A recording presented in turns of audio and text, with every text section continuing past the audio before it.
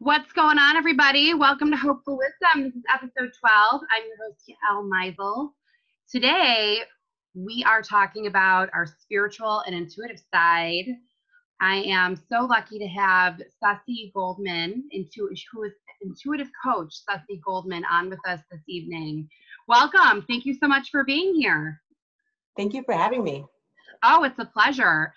So, you know, as you and I were talking on the phone, this is such, anything when you get into intuition is such, can be such a touchy subject, and then it really placates on what people believe. You know, we've heard every opinion in the world.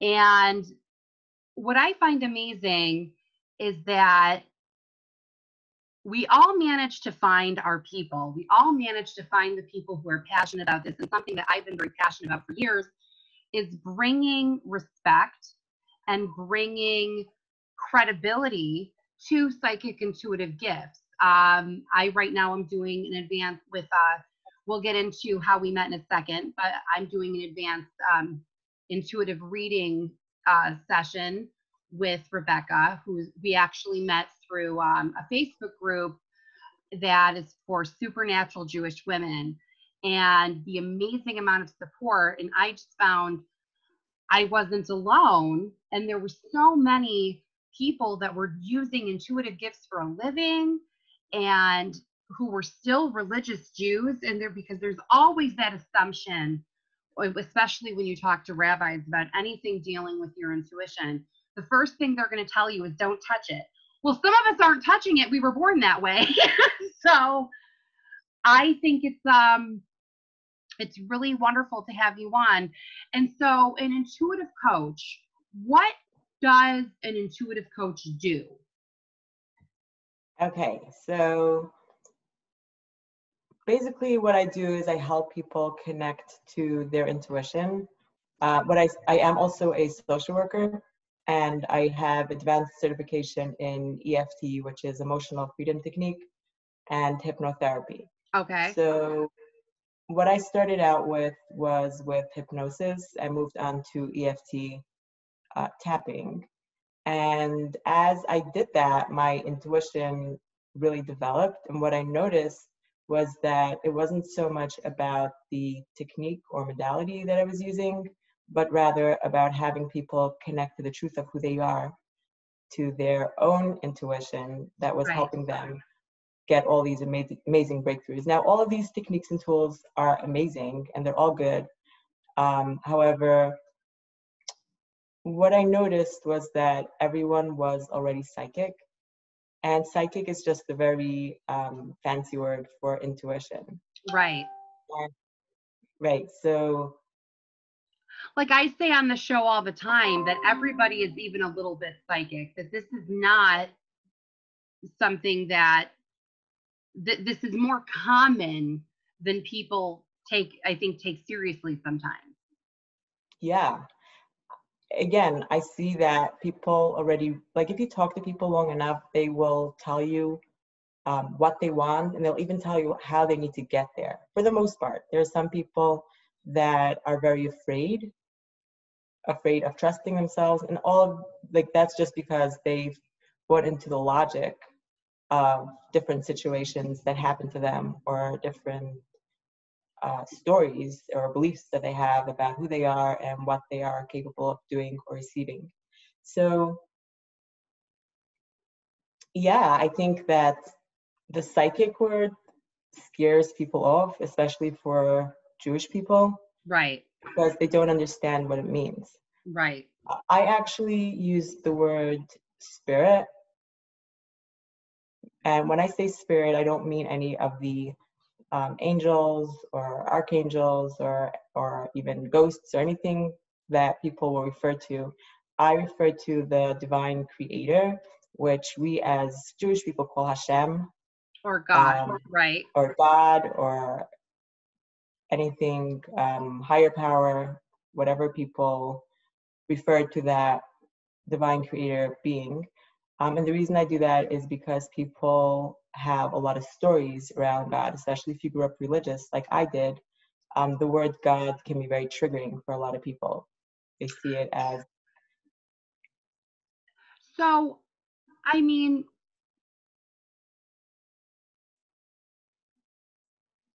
do you explain to people before you go into session that when you're referring to spirit, you're actually more or less referring to the Holy Spirit, which is God? yes, absolutely. I Okay. make that distinction, and I also make sure to help them understand that they have a part of spirit within them, that part that is all-knowing, The inner which is God. which is their intuition, that is never really separate from spirit, that is always connected. It's not about whether you are intuitive or not intuitive. You naturally are a part of spirit, so you Right. can't help but be connected. One of the things that I've noticed about recently starting to do intuitive readings is that some people need to be explained that you have God who is within you and then God who is above you. And one of the things that I find people get so lost trying to find every answer within themselves, I feel like there's been a, because you just don't have a lot of I guess you could say a lot of Jewish influence in this arena, which we're, aggressively trying to change. Um, God has turned into a very intimidating term to people. And I try to bring it back to we the foundation of everything is God. You know what I'm saying? And that we have a serious job to do in bringing God back into the psychic mind.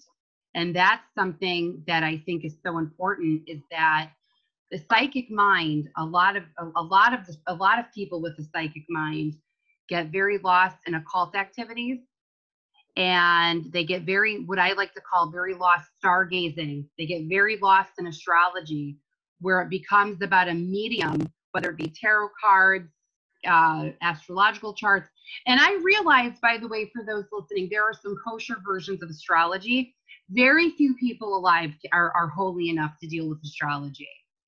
But I find that this is so important in creating a dialogue, because we have to start bringing credibility to the Jewish psychic mind, and there needs to start being resources and people who are telling their story, and so we can promote healing and open up to make this topic as less taboo as humanly possible. You know what I'm saying?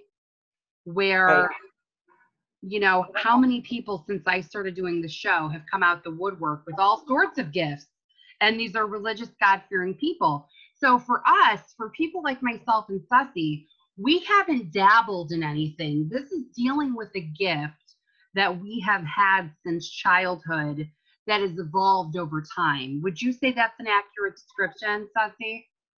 Yes, and I believe that everyone is created with this deep connection to spirit.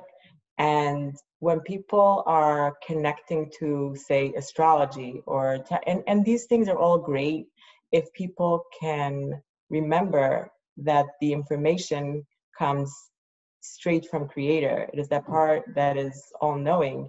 It is not the tool.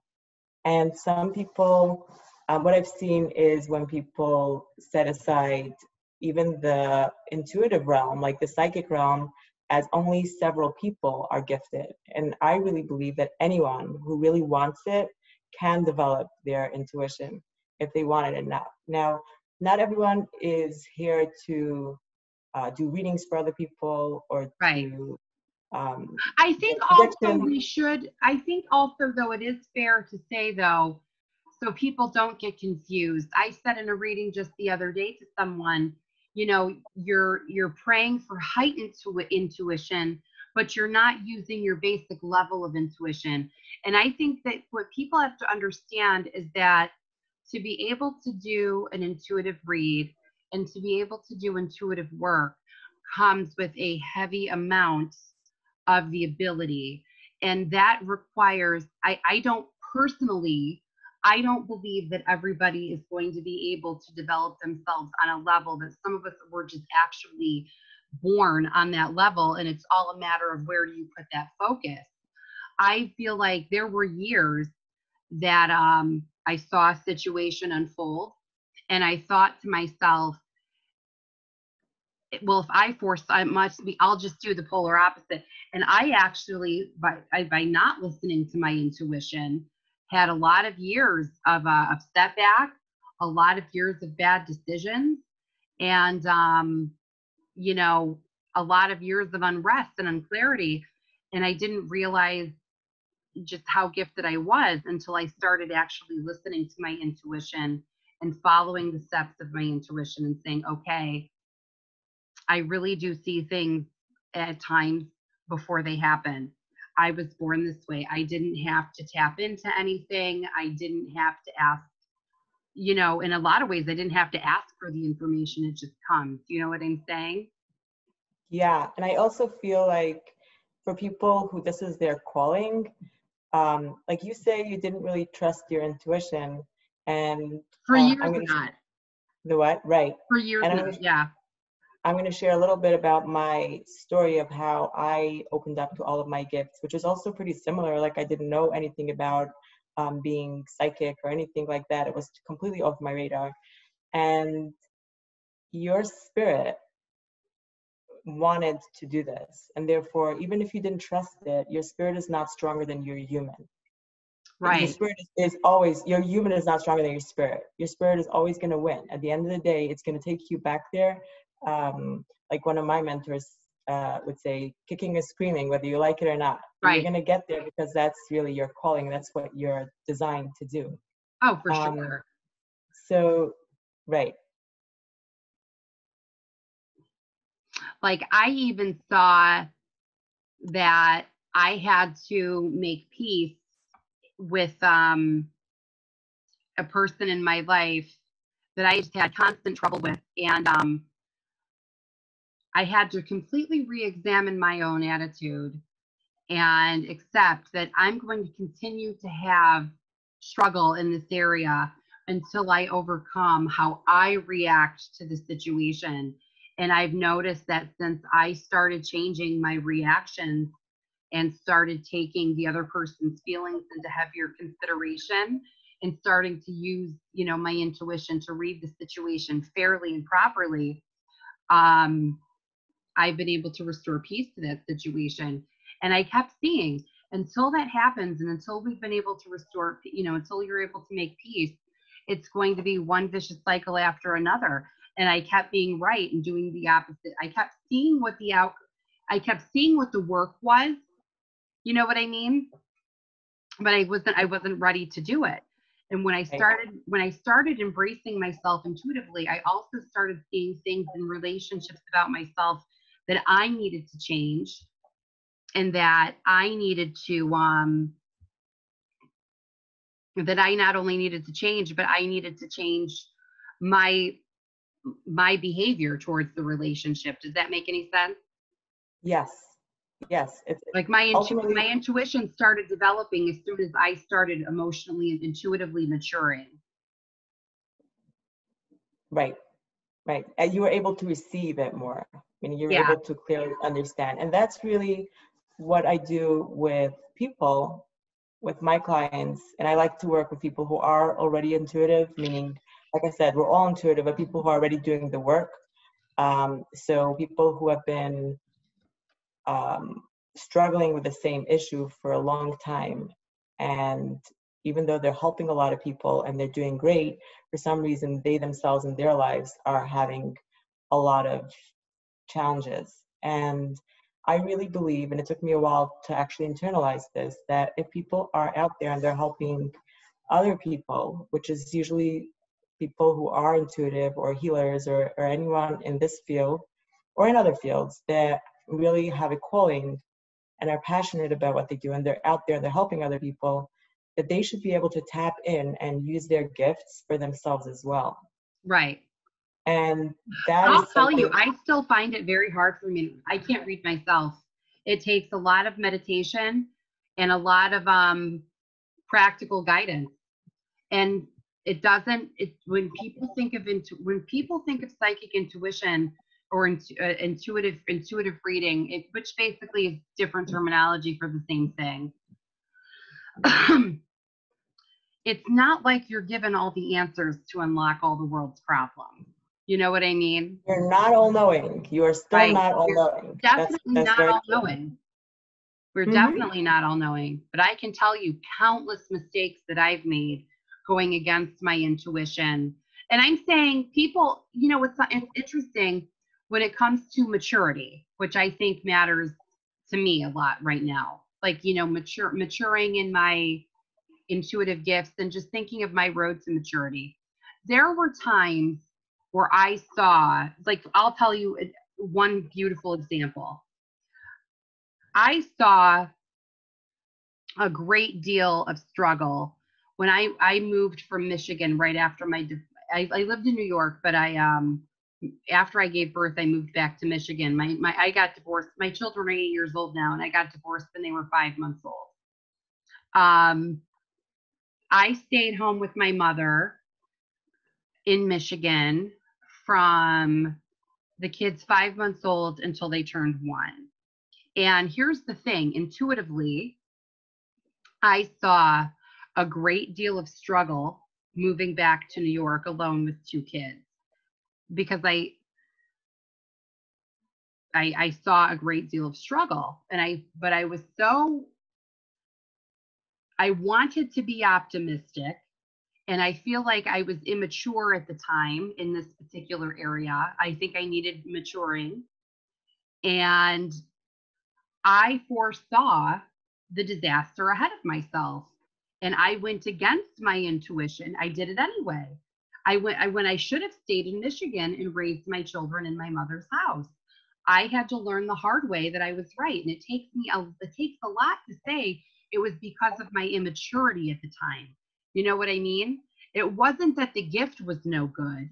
It was that I wasn't taking the gift seriously, and I wasn't mature enough with myself to handle that information because I wanted to be optimistic. And I was under 30, by the way, and I feel like 30 matures people, but you get what I mean. That when we listen to our intuition, when we don't listen to our intuition, sometimes it's our immaturity talking. Like, I saw a disaster, and guess what, Sussy? I was right. I had a tremendous amount of struggle, and it wasn't worth it. I could have just been right and done the other. You know what I'm saying? I was right. You could. But I still Intuition did the wrong definitely gives thing. you. Right. So here's something that people don't understand.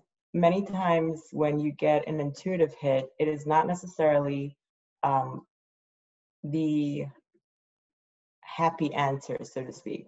Absolutely not. Right. Meaning that ultimately it will take you. So let's say you moved to New York, right? Because there was something that you wanted. Right. Right. And in order for you to get that, right? If you needed to put a goal on what you wanted, what would you say that was? What did you want in New York? You know, I wanted my career back. I wanted, you know, hindsight being 2020, listen, everything happens for a reason. It wasn't an unholy nightmare. You know what I'm saying? Like, Right. but there was a lot more struggle because I was in New York City, raising 2 children alone. There was a lot more struggle than what needed to occur. You know what I'm saying? I wanted the life that I had before I had a disastrous marriage back. You know what I'm saying? And those were two, before the disastrous marriage and after. I mean, the whole situation. That's just the thing. When I look at where my level of maturity was, I was still gifted because I saw the disaster. Even with the marriage, I saw the disaster going in and did it anyway in the hopes that I would be wrong. You know what I mean? Right. But that one, like, you wanted to move to New York because you wanted to set up your business, is what I said, right? Is Right. what I heard you say. So a part of what your intuition, I mean, I guess you learned a lot from it as well. I learned right? a tremendous deal. Right. I learned Which a tremendous also, amount, and I feel like I've had people say to me, oh, well, if you're psychic, why didn't you see this and this and this coming? And here's the thing, I did. I just did it anyway, hoping to be wrong, or because of issues of immaturity. Like, I feel like it took me a long time to mature in certain areas. Right. Right. And there's always the possibility of things changing. So meaning Right. when we see different things, it's not set in stone. It will depend a lot on our actions. So many people get the intuitive hit to do something, but then they don't actually listen to it. And then like if I'll tell them something, they'll say, oh yeah, I know I should have done that a long time ago, or whatever it is. And they don't actually do it. So action is the really big step of intuition. It's like many people just collect stuff, and that doesn't help people because, like you said, if you just get intuitive hits and you're not actually listening to your intuition, you're just going to feel really bad after. It's like, I Right. knew it and I should have done it. Right. But, And I think but it I, also contributes to people feeling stupid. You know what I mean? And to looking stupid, because if I'm being fair and honest to all parties involved and being fair to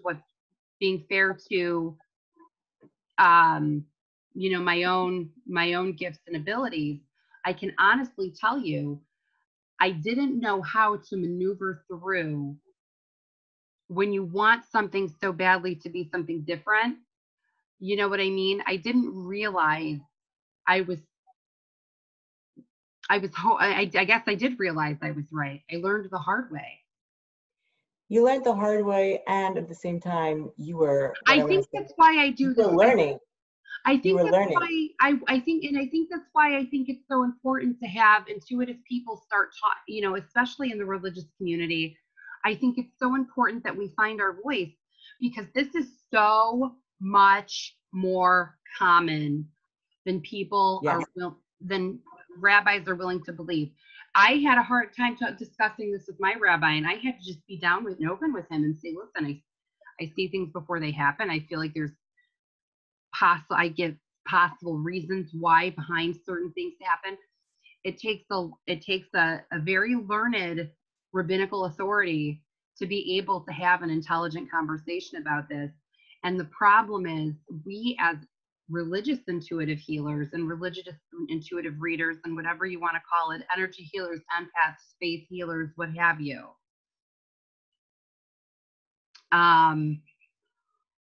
We have to start bringing religious credibility to the reality of what does exist. You know what I'm saying? Like I Right. say all the time, sometimes you have to accept that, well, maybe I have to become an expert on this topic because there are so few. You know what I mean? So that we don't have other people that see things before they happen. They feel confused by that. They feel awkward. They feel weird. And sometimes it's the silly vision is just where to get the best toilet paper in town. You know what I'm saying? Like people don't realize it works onto that level. It's not always, It's know not what always about angels and tornadoes and stuff like that, right? exactly. Exactly. Um, so speaking of angels and tornadoes, um, how does your line of work does it relate to how do you relate to angels? How I relate to angels. So that's a great question. So when it comes to the whole religious and spiritual concept, I feel like many people confuse the two, especially in the very religious circles, like ultra-Orthodox people. Um, Spirituality is your natural birthright. Religion is what I refer to as the Torah, right? Because that Right. would be religion for me. Right. And it's basically the way I see it, the way I understand Judaism, which is very different from how I was raised. And I can get into that in a minute. But Right.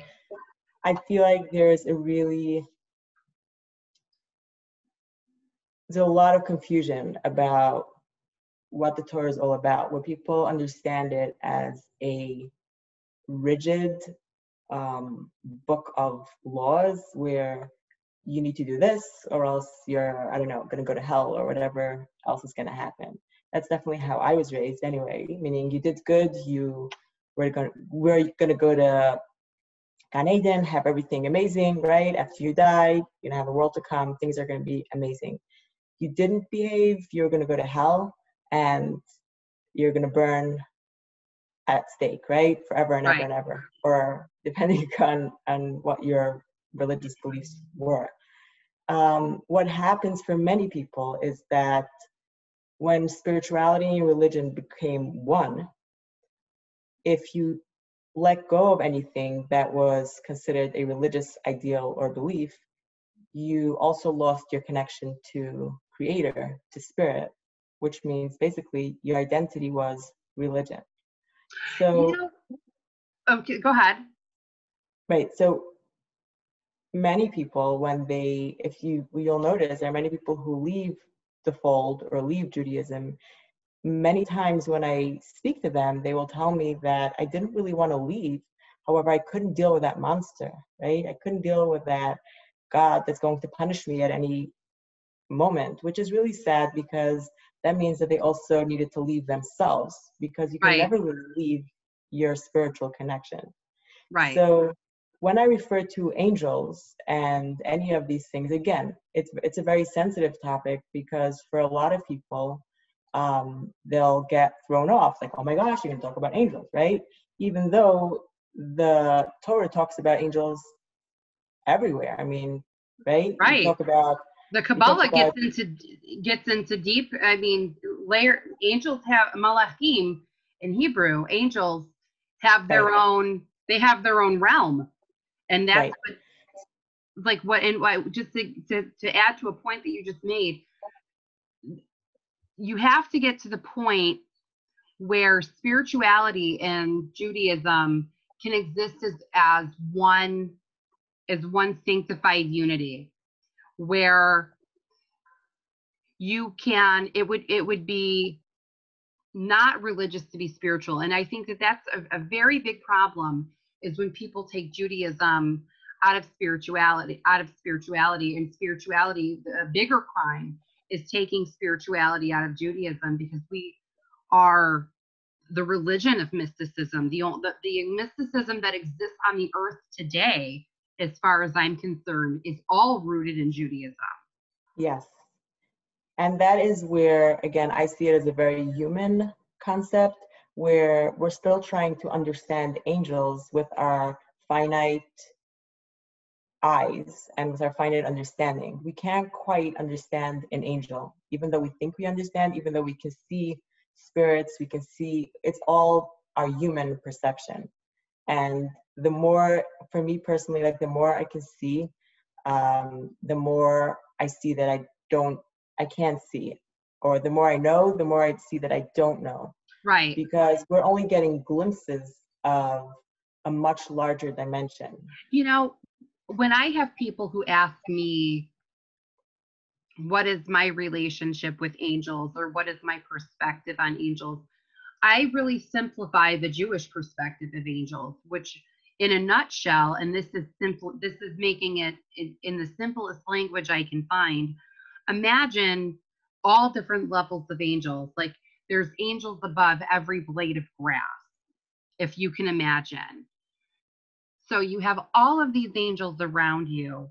And when you start praying, what I call praying with fire, doing your Hizbot, doing your, like, so you have these angels around you who are basically here from God. They have jobs to do to protect you, to make sure your life. I'm saying they all have jobs to do. When you start switching up the game and praying heavier and talking to God more, what these angels then do is this person is actually very serious in personal growth. They start praying for you and with you, and they start actually becoming your advocate. You can even turn an angel that is there to tempt you into an advocate of yours. Angels have such a positive role and such a spiritual role in Judaism. I think it's a shame that you have ultra religious sects where you could ask them about angels and they would have no idea. They might know a little bit of Chumash, but they have no idea of just what angels' roles are and what they represent in Judaism. And it doesn't have to be angels are in every situation, not just a disastrous situation. Right. I like to think of it as, and again, not to minimize the term angels, but if you think about, a lot of these people are very afraid, again, angels. Like if people talk about ghosts, what are ghosts, right? Right. So the terminology, I think, just scares people. So if you think of angels as you're investing, like all matter boils down to energy. Right. Especially on a scientific level. If you think of it as focused energy, right? If you take a human, where humans are made of energy, right? Right. We're just energy in form. So angels are just kind of like beyond the veil. So people can't actually see. I mean, some people can. If you're psychic, you can, but other people can't actually see it with their physical eyes. But again, it's also just concentrated energy. So something that was really helpful in my journey was when one of my mentors explained to me, because people are very busy with protecting their boundaries or protecting their, like you hear it all the time with empaths. I don't want to take on negative energy. I don't want to take on anyone else's stuff. So energy is just energy, right? It's just matter. And you can actually decide, as being a part of spirit, you can actually choose what you want to do with that energy. So you can transform it, similar to what you're saying. You can transform a negative to a positive or a positive to a negative, depending on what you choose to do with it.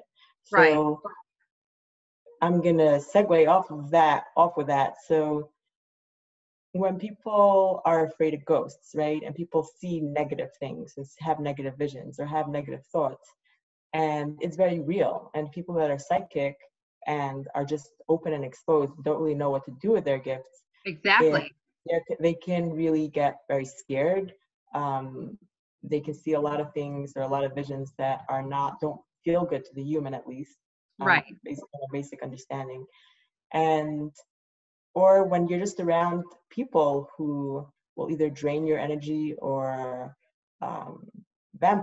energy vampires is what people call them, right? Or people who are just very negative, you can actually, instead of being busy to protect yourself all the time, I'm not saying hang out with them if you don't feel like it, but instead of working so hard, you can actually power up and use that energy, transform that energy for you.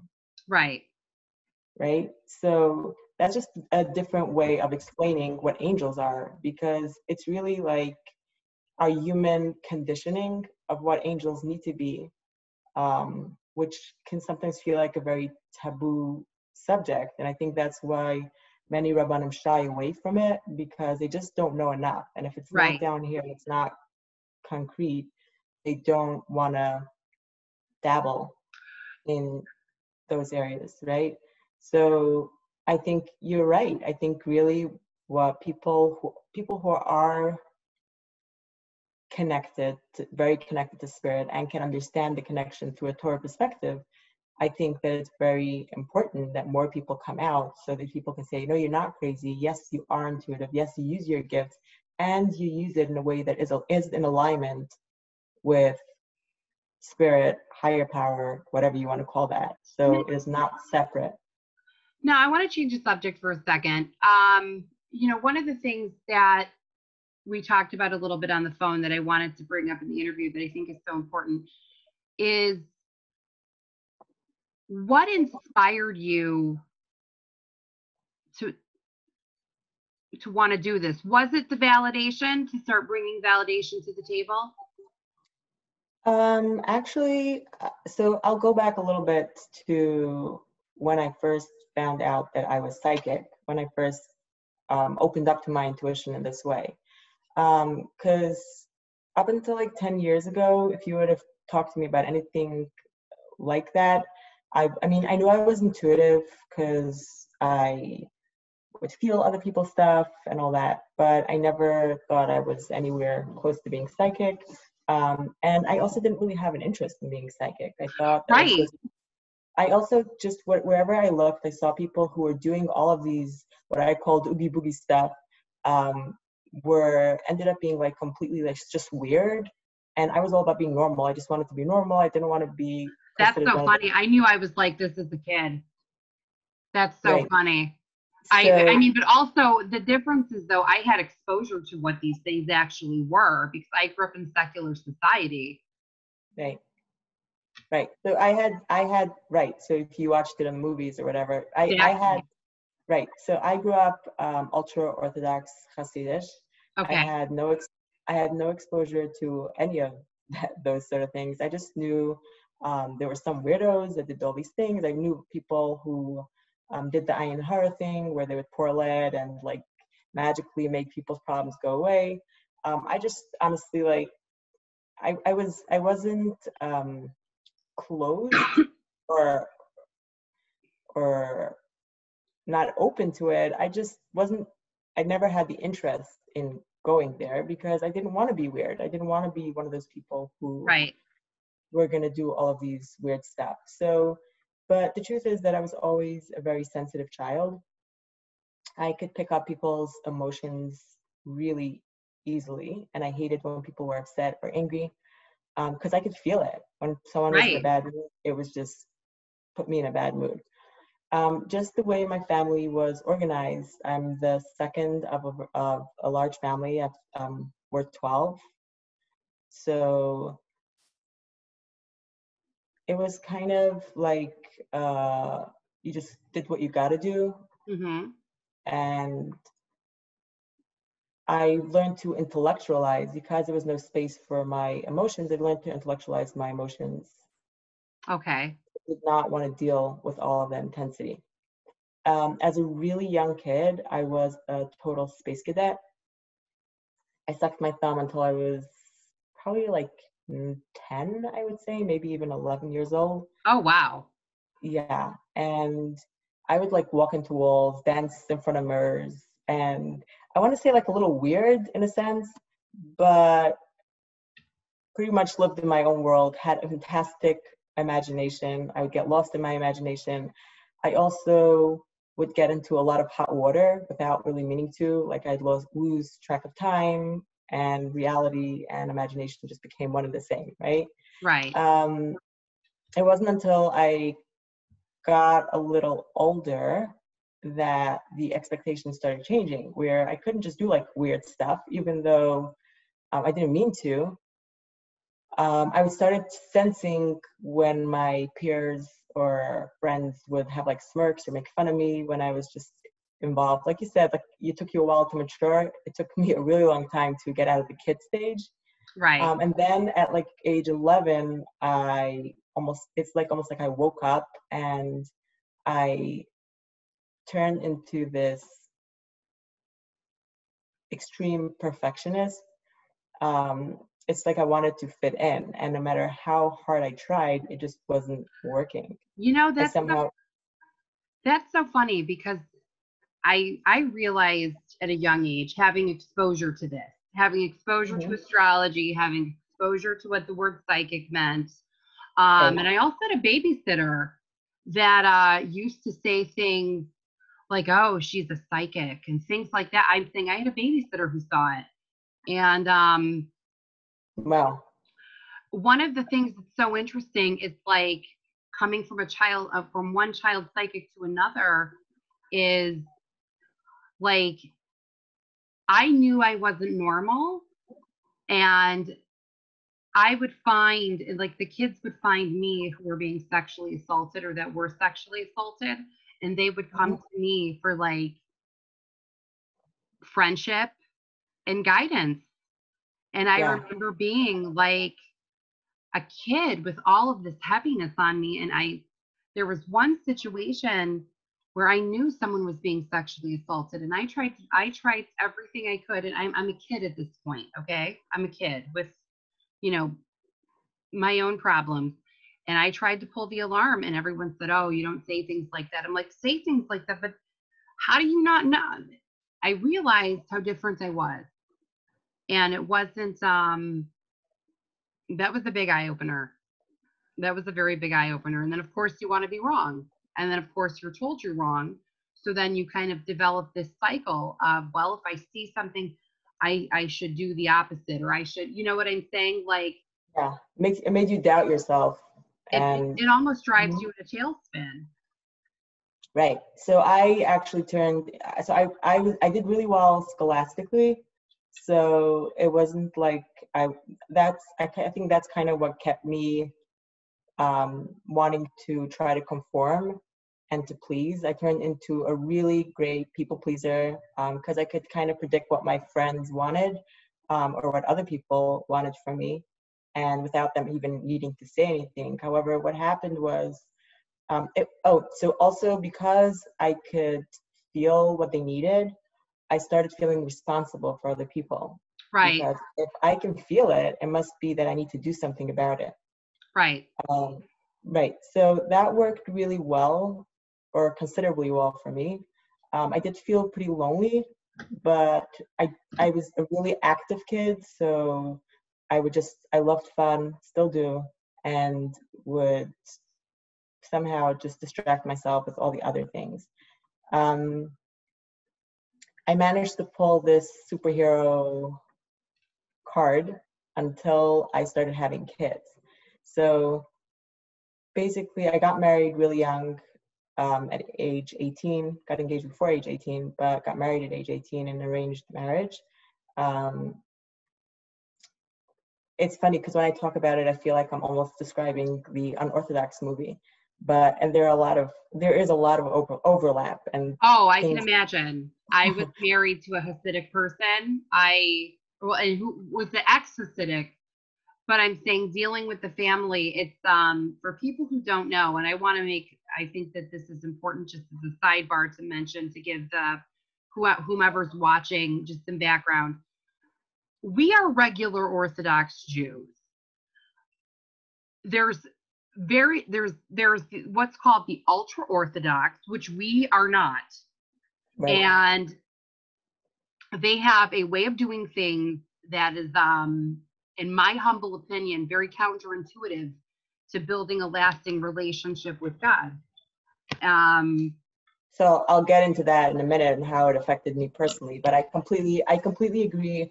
I can understand how that would happen, and I wonder very often because I work with a lot of people from the community, and I feel like there needs to be some sort of balance because different people have different customs and different beliefs, which is fine as long as it gives them the ability to connect to themselves and it's not a mass control situation.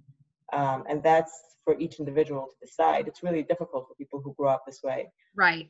to make those changes. So after my fourth child was born, I started having a medical condition. It was a chronic medical situation. It was a medical mystery. I went to many specialists, doctors, and as far as they can see, I was young and healthy and nothing wrong with me. And yet I could not resolve it. So I was introduced to the alternative world, um, started, covered everything pretty much from chiropractors to um, neurocognitive therapy to energy medicine to, I mean, you name it, I tried it. And I did a whole bunch of herbal stuff.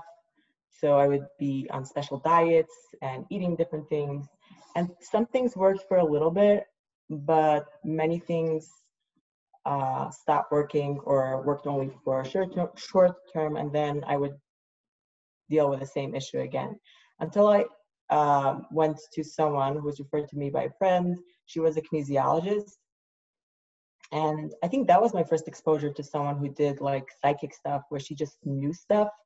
Right. And I was intrigued, but she was also a little weird, so I was like gonna keep my distance and not really believe everything that she said. Right. But she said, she told me, your mind is controlling your body.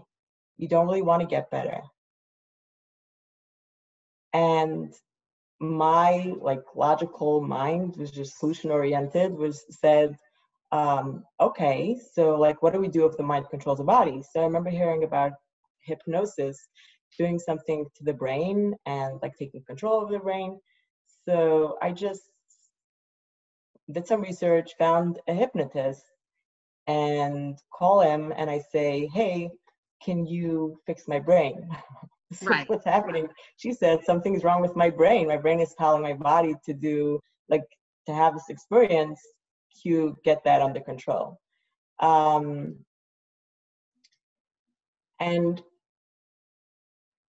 once I started doing hypnosis.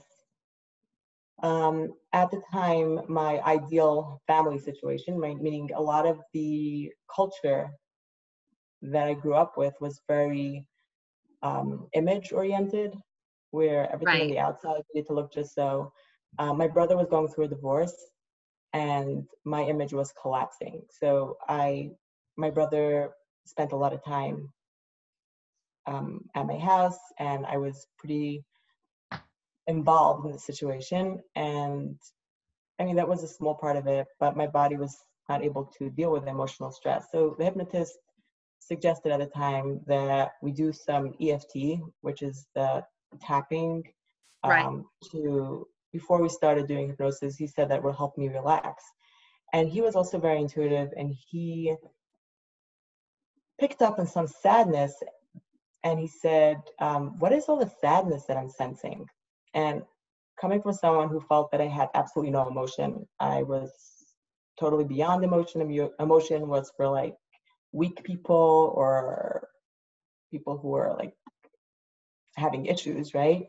I Right. did not understand that I was actually going to therapy when I went to hypnosis. I mean, that's how shut down I was. And that was just simply because therapy wasn't a thing. It wasn't something that people did. Right. I was also not prepared for the emotional vulnerability of starting to feel again. Right. So my world just completely collapsed. I was a hot mess for after several weeks, and I had a bunch of pitsy kids, right? So after a couple of weeks, my parents found out that I was seeing a male therapist. So they came up to my house and we had a meeting. They let me know that it was against my religion. It was against our religious beliefs to see a male therapist. And if I needed additional support, then they could set me up with a female therapist. So, for those who don't know, I want to just let them know, in accordance to Jewish law, this is what happened to her by the same type of people that you would see in the ultra Orthodox movie Unorthodox. And that is an absolute, and I'll be the first to admit, I am no rabbi, but I know a few. And I can tell you, if I were to call my rabbi right now, he would tell me that you do whatever you can to save your life. So if you need to see a male therapist because that's the qualified thing to do, in accordance with Jewish law, which the whole point of this show is to preserve Jewish law within all of the confines, even the unexplained.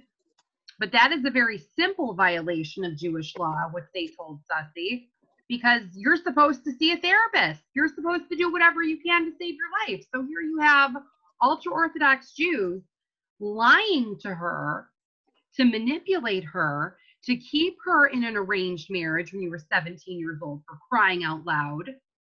This is the type of horse shit that goes on in this community. And I think it's fair, since we're going to talk about it, that we talk about all of it and where they're right and where they're dead wrong.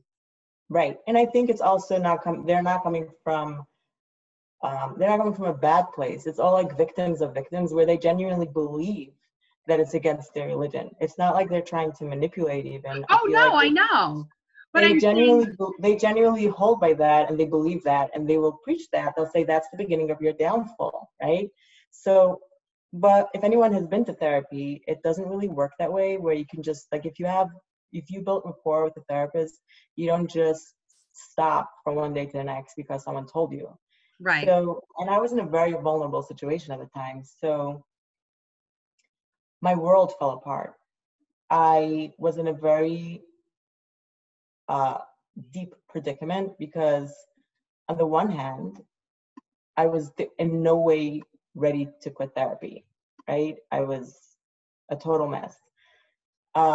On the other hand, I knew that if I stay with this, I'm just going to make this God angry, however my understanding of God was at the time, which I always wanted to do the right thing. I had a very deep desire to be a good girl, even though sometimes it didn't always work out that way. Um, Meaning I wouldn't necessarily know how to toe the line because I just saw the world differently. So I was torn between not being able to deal or cope. There was no way that I was able to switch therapists at the time. And knowing that this God or whatever, I was just going to end up in hell once this Right. is all over. That led me to just wanting to die. I fell into like a really deep depression. And eventually I just decided that I needed to die. I was going to die. I was going to, my reasoning was I was going to start over. So I was already suffering. And I figured like, if I'm ending up in hell anyway, I may as well like end it now. Right. And then like I knew people come back if they did something wrong. So I'll just come back faster, right? Oh my gosh. And Yeah. that is that is just another point of like limited information because we do learn a lot about the other world and the supernatural, so to speak, but we're not given the entire understanding of it or how to use it for us.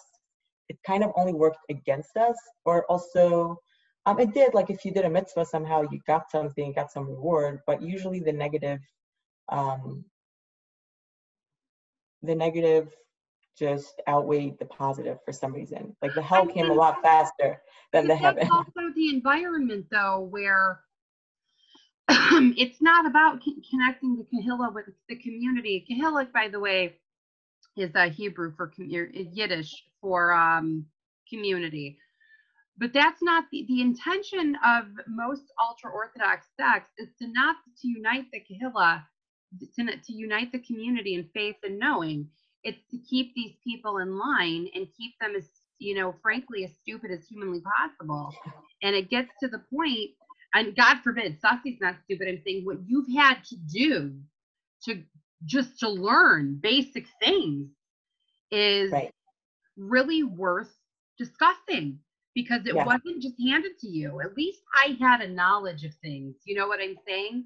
At least Yeah. I was really clueless, and also in my emotional state at the time, I really was at loss. Like I didn't know who I can trust and what I can trust. I really trusted this therapist, but then here he was, and he was telling me all of these things that my parents told me was just going to end, like land me in hell.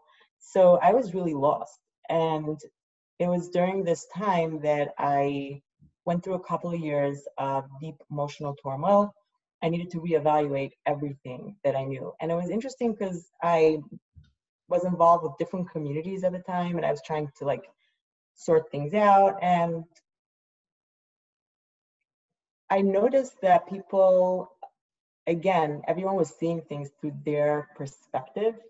right, I needed to unravel everything. I needed to get down to the core, right? How do I know? What do I know? I never really questioned, meaning I did question it just for my logic. That's the analytical part of me, but I never really questioned that whether God existed. I just right, didn't understand because that for me was a very deep experience. I've had many experiences where, and this is going back as a child, where I would really want something and I would just kind of pray and say, "Hey God, give me this," and I would get it. So I had a right, really, um, I was really good at manifesting what I wanted, and I won every single raffle in school, and I remember feeling guilty at a certain point for like asking because I knew that I would get it.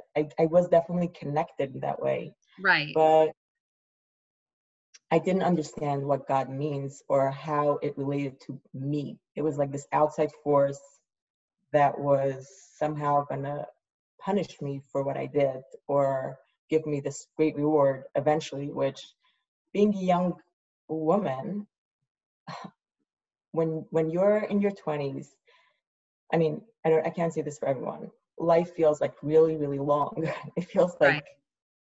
it's gonna last forever, right? So Right. eventually I'm gonna get this reward. But if I'm suffering right now, what about now? Right.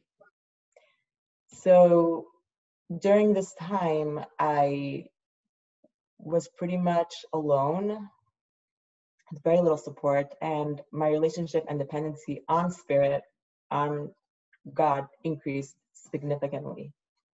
I was really blessed because I had the tools, because I had gone to therapy and using hypnotherapy and EFT and other tools that I learned, I was able to deal with the complete breakdown of the illusion because everything became just like a facade. It became like this big illusion that was slowly collapsing, where people were building up and trying to create this image. I make it seem so smooth. I came close to dying many times over. Right. Really, I was determined. I had no desire to be in this illusion. Why suffer? Um, Eventually, at one point, while I was working on my connection and healing, my clairvoyance opened up. So this is going back to your question of how did it happen? It didn't happen like from one day to the next. It was a slow understanding. And it's interesting because even now, where I am very intuitive and very psychic, and I've gotten very accurate Right. readings and predictions, and I've helped people in a tremendous way. I feel extremely dialed in. I'm constantly learning deeper truths about myself and deeper understandings of how I understood my intuition back then and how my Right. intuition was guiding me. However, I didn't quite call it that. I called it dependency on God. I just trusted God. I called it Amuna. I called it a whole bunch of different names, right? Which essentially it is. Trusting your intuition is Amuna in action, right? It is Right. trust. It is trusting deep trust and trusting that deeper knowing that is dialed in. So um,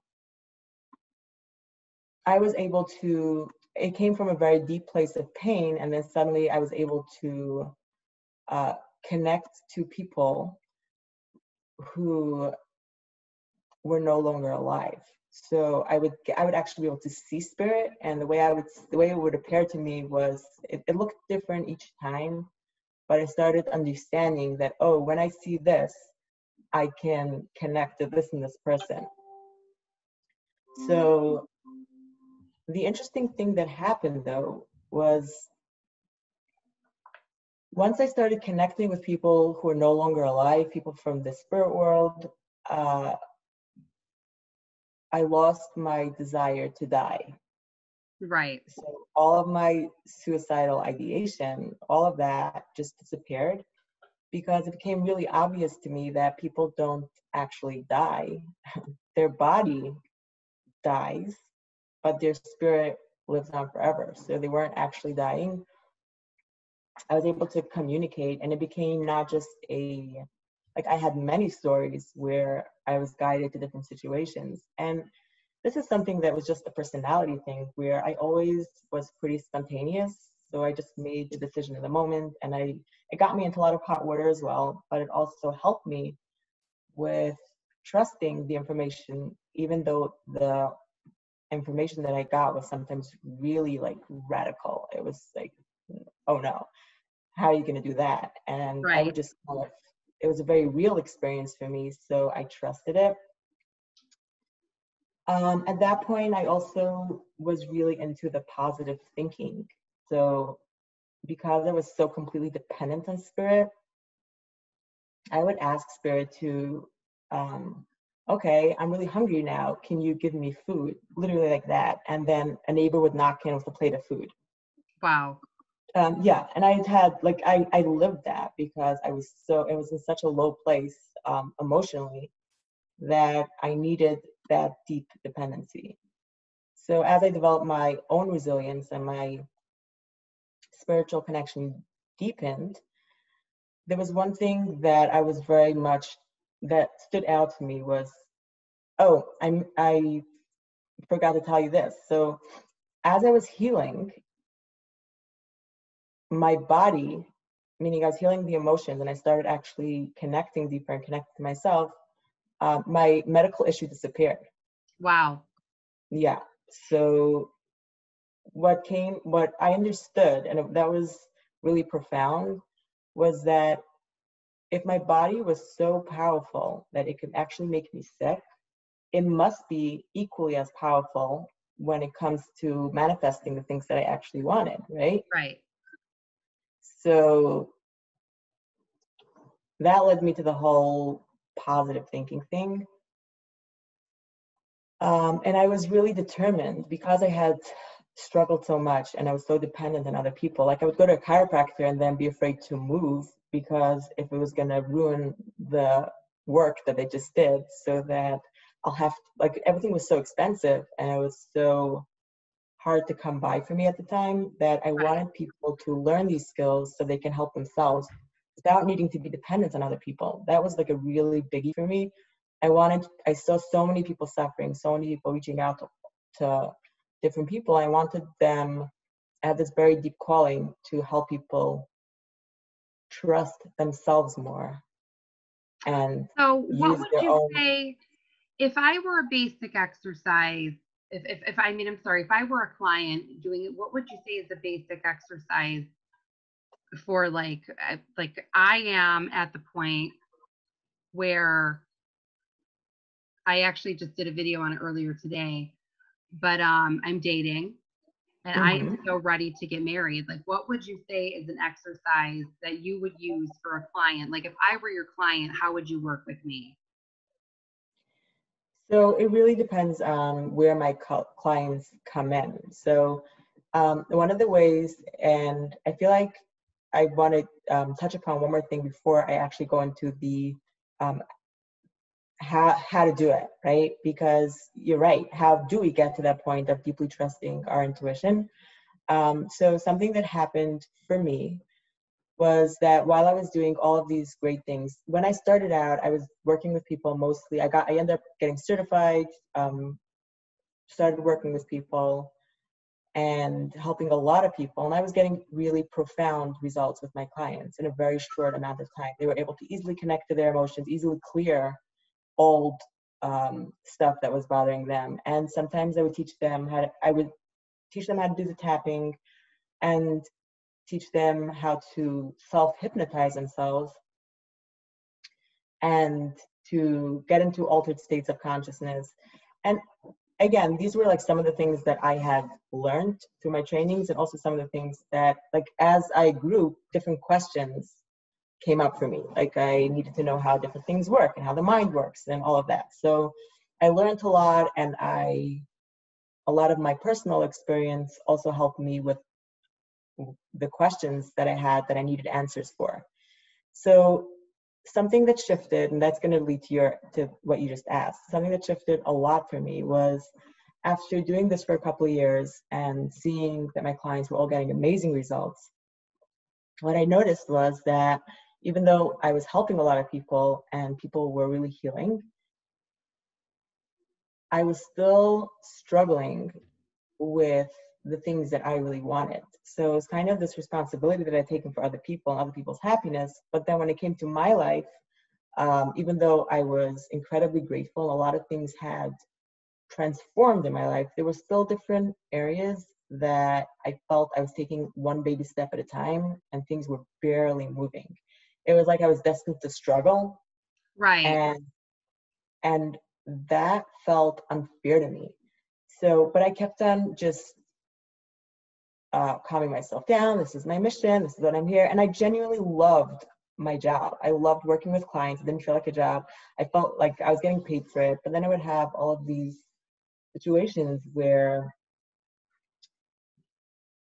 things were happening in my life that were very difficult, and I had all the tools and all the skills to deal with it, but I was like, really, like, why do all of these things need to happen if I'm already helping people, if I'm already doing all these amazing things, right?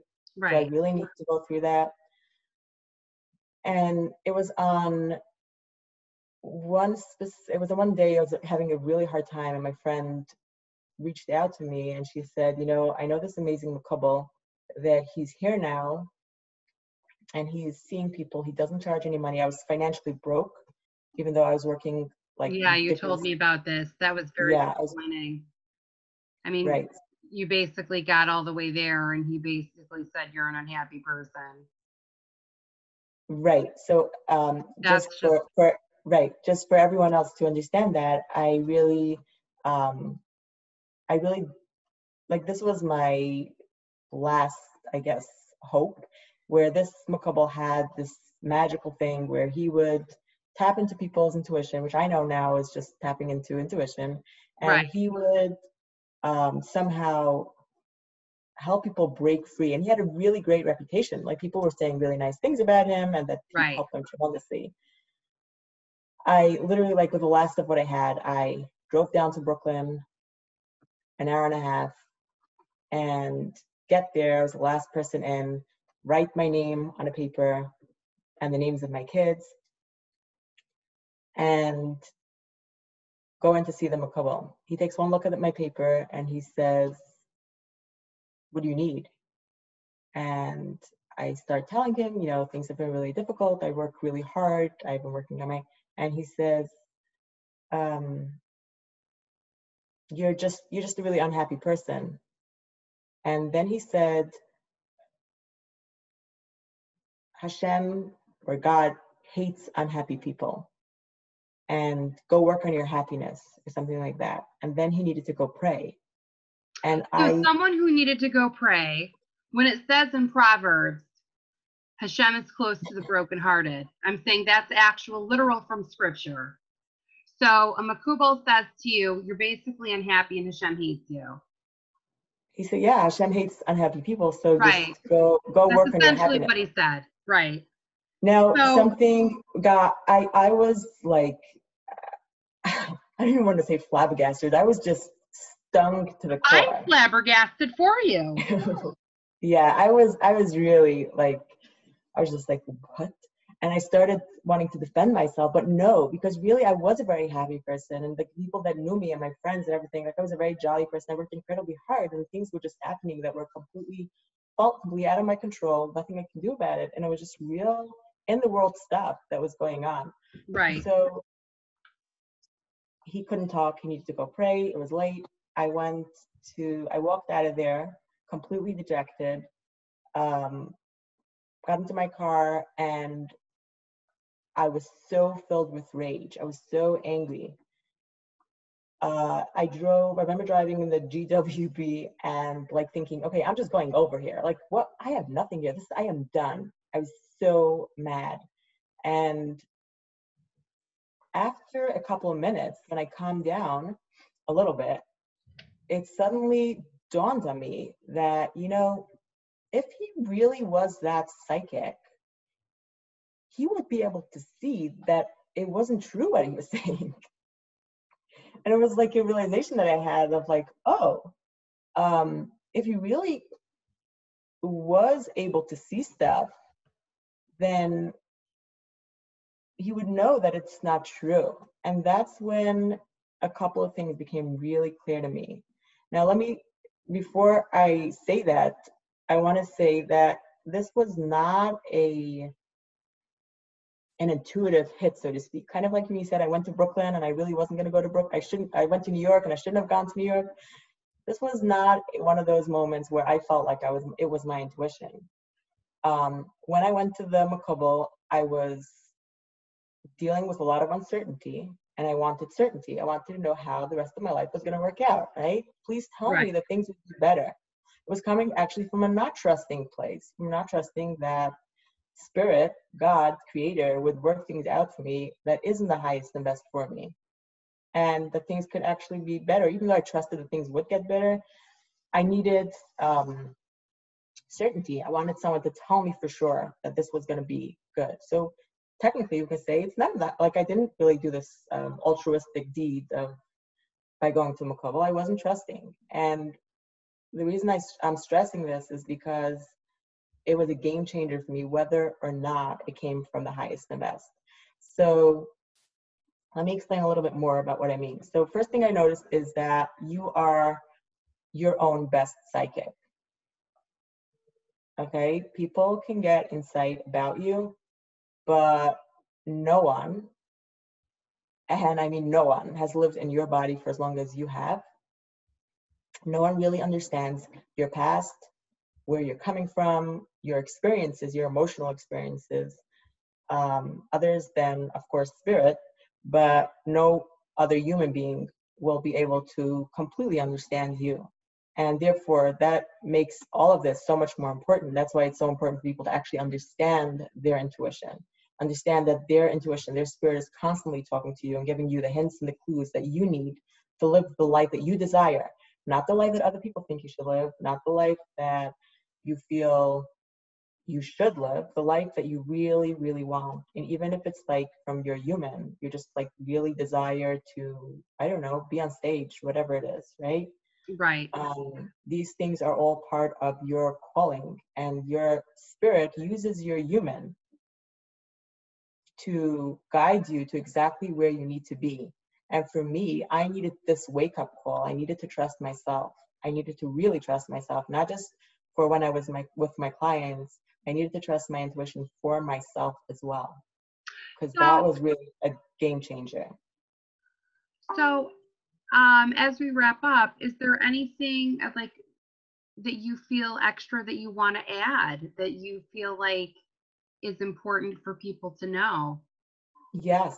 The other thing that I noticed was that intuition is received best in the moment. So it's right now, your Right. experience of right now, meaning that he was technically tuning into my current bitterness, whatever was happening, whatever resentment I was experiencing. That was what he was picking up on. However, only spirit knows the full picture, right? And with intuition, you don't need to be perfectly aligned. You don't need to be um, doing your best, or I mean, you should always be trying to do your best, obviously, but you can be throwing a temper tantrum and you will still be getting your information if you understand and you're willing to receive it. Okay, Mm-hmm. so my intentions at the time were completely not in alignment. When I went to see this Makobo, I didn't trust, right? And yet I was able to receive this information. Spirit gave it to me to the way that my human could understand it at the time, Right. right? And the other thing is, what I started saying is, intuition is received in the moment. So it's not like logic. Many people who are intuitive fall into this um, idea of, okay, so let's say you say, I want to get engaged, I want to get married again. Um, Many people think intuition gives you like your trajectory. It's going to give you the step-by-step way of how to do that, how to get Right. there. And it doesn't really work that way. So yes, it will give you clarity. The more you trust it, the more you understand it, the easier and the faster you'll receive your guidance. However, as you get better at it, you will also notice that information comes from moment to moment. Right. So Exactly. being willing to deal with the uncertainty of it, and going back to what you had originally asked me, right? How do we do this? How do we actually build our intuition and tune into our intuition and learn to trust it? So, and this is kind of going to wrap up what you started with about the angels and listening to intuition. We want to try to bring intuition down to as practical and as easy to access as possible. So many people are receiving their intuition and they just don't understand it because they're not receiving it in the way that other people receive it. So, Right. for example, as a child, I would feel things very much, right? I would feel just heavy in my body when I was around certain people, or like have this sinking feeling in my gut, and or a different, or just feel tired or anxious around people. Um, that was my intuition talking to me and telling me exactly what I'm feeling. And as I learned to trust these little bits of information, different things opened up for me. It wasn't like, and for some people it is like that, but for me, it developed. At this point, I can actually hear spirits. I can hear, sometimes it's hearing it through my mind. It's kind of like when people see things through That's how I hear their it, through my mind. I am mind. actually not clair. I am clairvoyant, claircognizance, clairsentient. I am not clairaudience. There's so many on the list, but Yeah, so you're right. So for I me, hear the so information in my head. right, so I can actually hear it with my ears, which that's a whole another story of how that opened up for me. And I also can hear spirit sound. So I can hear, just talking to people, I can hear different imbalances in their body. And what I got a download for was how to fill in those sounds and help people heal with that. So if you're asking me for a practical suggestion, my first thing is getting really present, which means getting present to all of it, not the high and holy emotions, just getting very real, and starting with the basics. Like, are you listening to your hunger pangs when you're hungry, Right, when you need to go to the bathroom, when you're feeling sad, or are you telling yourself, I should be feeling happy, I should be feeling a certain way? Um, for a long time, I was into like fixing and one day I'm going to be worthy enough of receiving it, when I'm going to be like all healed. And that's not true. You can receive your information right now, and starting just by being really present to what you're feeling in your physical body. Um, when people actually internalize and understand that, they can build upon that. When, if you're not in your body, it is really difficult to experience your connection. right, So people think it's like an outside thing, and it's actually internal. So getting very much in touch with how you're feeling in your physical body, and really to start honoring what you need in the moment. So it may be different than what other people think you should need, but if you can actually listen to your own intuition with that, you'll create a space where you can start trusting yourself with other things. And that's what kind of what happened with me with this couple, where I was done. I knew that I needed to trust myself. And from that point, so you set the intention of what you want, right? It's like, hey, I want to get married.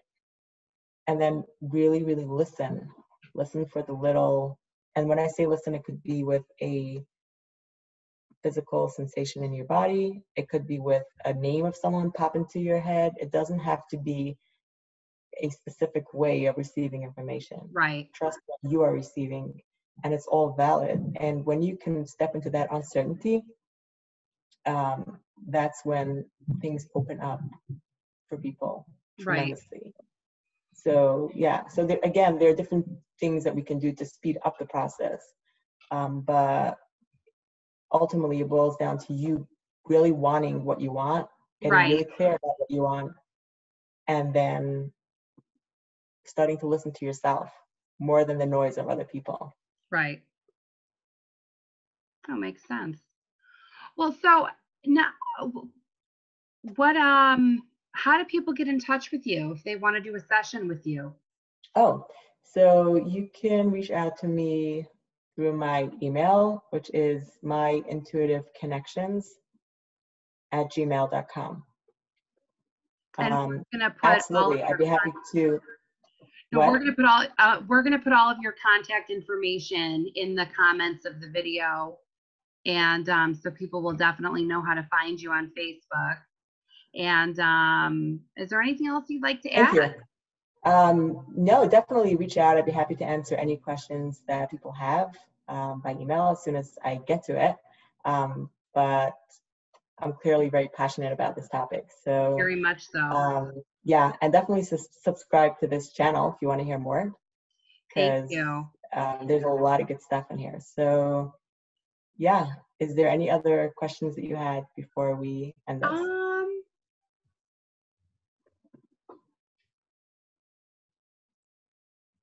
What is your biggest wish for the world?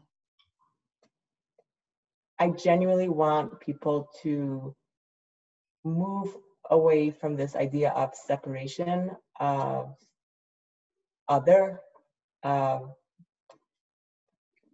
me versus them, of my way versus their way. This is the best way, that is the best way, and help people really trust themselves and what they need in the moment, which may be Right, different for different people at different times. And when people can honor and respect each other, and there are just like so many different ways of doing things, I don't think there is one right way. right. We can really get into a space of oneness, which is really what I feel this world was created for. Really connecting to the light, connecting to spirit. From that space, everything is easy. Right, Really easy. I mean, my life has transformed. It's like 360 degrees. Things, when I decide I want it, I get it. right. And I'm not kidding. I mean, every aspect of my life, really things have transitioned tremendously. And for myself and for my clients typically get results in weeks to months, not years, Right. and shift through really big things. They're And like shocked. They're like, I think wow, how it's did that really happen? important that people understand about hypnosis is that hypnosis gets to the core layers of your being and the core layers of your problems, where you're covering far more ground with hypnosis therapy than traditional medicine. I'm sorry, not, excuse me, not traditional medicine, than traditional regular Uh, therapy. right, but it's even more than therapy. Like what I run groups now, so I teach intuitive training things now in groups, and I do individual sessions as well. But it's amazing when you have an entire group of people and they start channeling, and all of them, channeling is simply a way of actually practicing receiving information from their spirit, um, rather than having to go to other people to do that. And I think that's incredible.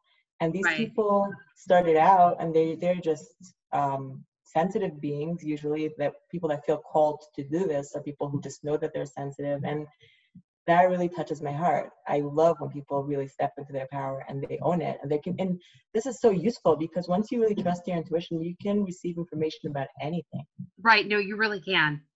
You You really can receive can. information about anything, and it's like, what's the very next step I need to do But right also now? people have to realize though, with that I hate to use the word power because there is no power other than God himself. There is no human being that is powerful. But with great ability comes great responsibility. Yes, And I think it's very important to keep everything from the Jewish perspective, regardless of whether or not you're Jewish, because the bottom line is we're doing it right. And I think that that's so important for people to understand is that in closing, I think it's important for people to know there's a lot of gifted people who do things incorrectly because they're right. not connected to God. And that's how you get into witchcraft. That's how you get into occult behaviors or Right. activities and So when behaviors. you're saying, right, so when you're saying Jewish, what you mean, because this is like for all cultures and denominations, and it's not our job to bring everyone closer to Judaism. It's our job to actually bring everyone to the awareness that there's only one creator, spirit, higher power, whatever you're going to call that. And that's what Judaism very strongly believes. And that's, So that's what I tried to do, though. It was the yeah, whole point of this is that there are so many other perspectives. I focus only on the Jewish perspective because that's my yes, perspective. yes, And one of the things that, as Jews, we are anxiously waiting the redemption. And for what people don't understand is when Mashiach comes, it is the redemption of all people. And I feel like it's my responsibility to teach the Jewish perspective because I yes. believe that that the Jewish Messiah is coming to redeem all humanity. So one of the reasons why I like to keep it to the Jewish perspective is that we have a responsibility as Jews to enlighten the nations and be a light unto the nations. And And, that's what I try to do and with the this show. And the easiest way to do that is by having people actually connect to their own intuition and to actually step into their own power. And when we trust that power, we can actually be co-creators with spirit, where when we do that, we are automatically a light upon the nation. We're actually connected. When you are really dialed into spirit, you should be receiving all of your gifts. Right. You deserve it, right? We all deserve it. It's not about what deserving it is. It's natural. Right. There's enough for everyone. So, all right. Well, I really appreciate your time. Thank you so much. Thank you. Yeah, I really enjoyed this. Thank you so much for having me here. And I'll have you on again. I feel like we could go on for hours, so that's why I'm capping it at But you absolutely could. Thank you so much, Sussy, for being on the show. And for everybody else, please be sure thank you for listening. And subscribe.